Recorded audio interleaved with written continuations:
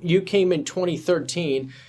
I know you said you kind of wanted to join in 2008, but it wasn't the right time. What made it the right time, and what made you interested in 2013 to make the transition? So in 2008 through, 2010, my job had gone from being the co-head of global capital markets to be the co-head of dealing with the SEC, FINRA, and every other regulator that we had actually issued badges to dozens of staff at each of the regulatory agencies just were free to go in and out of the building just looking. I mean, they were literally getting paid to find problems. So when that's your motivation, you tend to find problems. So anyway, it just took a while. I'm proud to say that all these years later, despite the fact that Deutsche Bank, I think, had the first or second largest leverage finance portfolio, bridge portfolio, never took a dime of government money. Wow.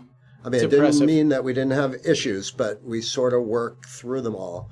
And I think it's one of only 2 banks that didn't take government money. So very proud of that. And that's sort of a huge deal. Where I had spent a lot of my time, kind of fixing what we had built. And, did that. And, I had a lot of clients and a lot of people that I felt was kind of difficult to leave. But eventually, when I did hit the 14-year mark, I wanted to get Benefit Street Partners had gotten to build up some steam. It took them 4 or so years to do it, and built out strategies that went far beyond that original, distressed bridge loan business, and built out a direct lending business and a liquid credit business in bonds and loans.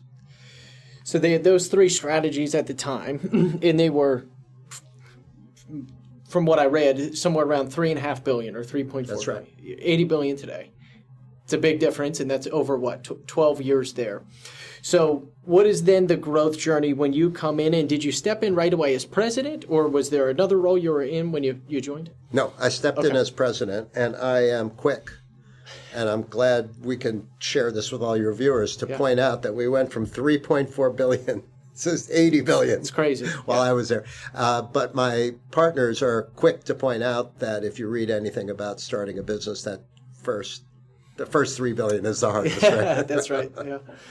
Most firms don't even make it to that. Of course. They don't last that long. They did the hard part. Was their Starting. point. Yeah. But no, it was an incredible journey. I started, and my role, in the beginning was, and maybe even to today, was strategic, thinking about strategic directions for the firm, what strategies to undertake, M&A. We made a number of acquisitions. I think the most successful firms, you look at the Blackstones, Apollos, all these firms that have been successful, they've succeeded because they're really good at what they do, but they also filled in with acquisitions, oftentimes because they have inexpensive currency to buy other things, because they have high valued stocks and stuff. And we did the same.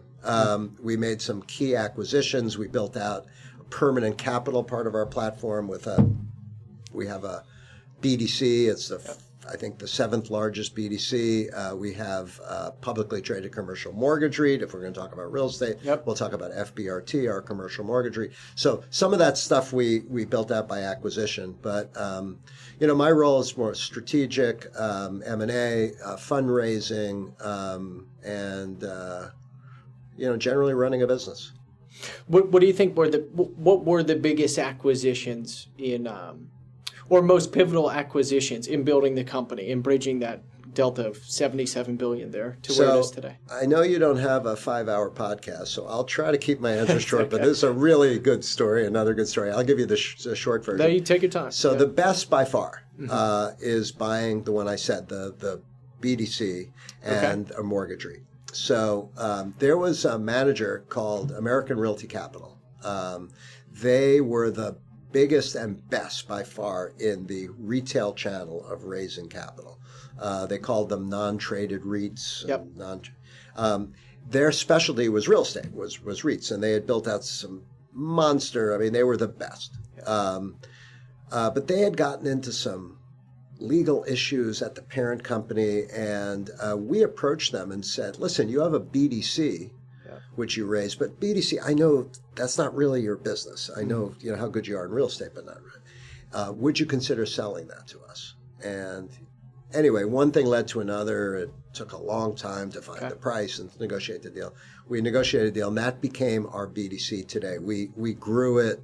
We turned over the investments multiple times and merged it with a sister BDC that we had raised. So we parlayed that into something much bigger. But you needed that snowball to start getting down the hill in that acquisition. But the best part of the story was, while we were negotiating, it took months because BDCs are regulated under the Securities Act of 1940, and the voting requirements to get those proxies just take forever. Right. REITs, for example, are way quicker.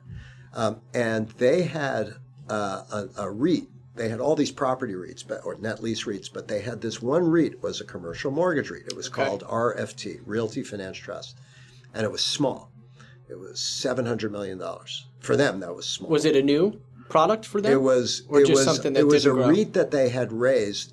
The way their capital raising goes, yes, it was new in that they had never done a mortgage REIT before. Right. But they got it up to $600-700 million of capital raise, and then they had these legal issues.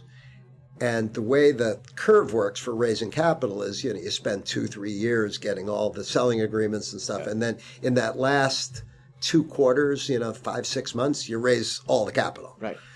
So they didn't get to that last part yet. They got to 700. They probably would have gotten it to $1.5 billion or $2 billion. It was sort of stillborn.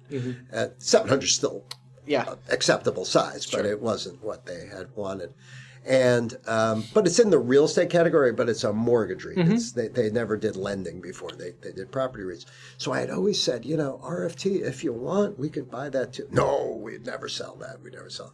So anyway, long story short, one of their lenders pulled their credit line. And it was in distress. Okay. And I'll never forget, I was out paddleboarding one day, and like once a summer, you get the ocean is flat enough that you can take the paddle, because I'm not that good, and you take the paddleboard out, and I accidentally left my phone on. I was listening to music or something, and it was them calling and said, if you were serious about buying RFT, we'll sell it to you. Are you still interested? Yes. Was the price you're willing to pay still the price? Yes. Okay, sold. Wow.